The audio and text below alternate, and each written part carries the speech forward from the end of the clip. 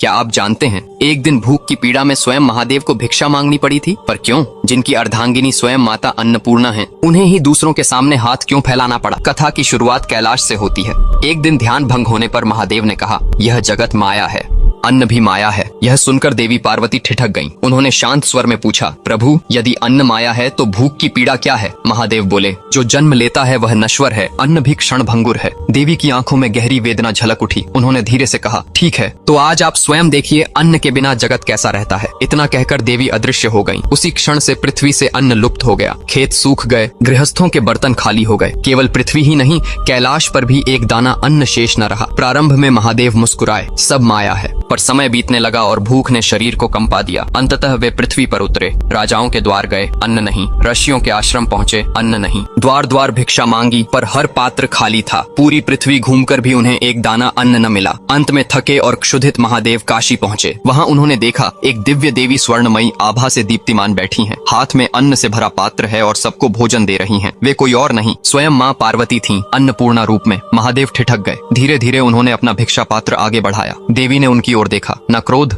न तिरस्कार, केवल एक मौन शिक्षा। उन्होंने अपने हाथों से अन्न परोसा। उस दिन महादेव को अनुभूति हुई, अन्न माया नहीं, अन्न ही जीवन है, अन्न ही शक्ति है, और शक्ति के बिना शिव भी अपूर्ण है। यह कथा अपमान की नहीं, अहंकार के भंग होने की शिक्षा है। यह अन्न की महिमा का स्मरण कराती है। याद रखिए, जिस अन्न से आपका जीवन चलता है उसे कभी तुच्छ न समझें। यदि यह शिक्षा आपके हृदय को स्पर्श करे तो कमेंट में लिखें, जय माँ अन्नपूर्णा।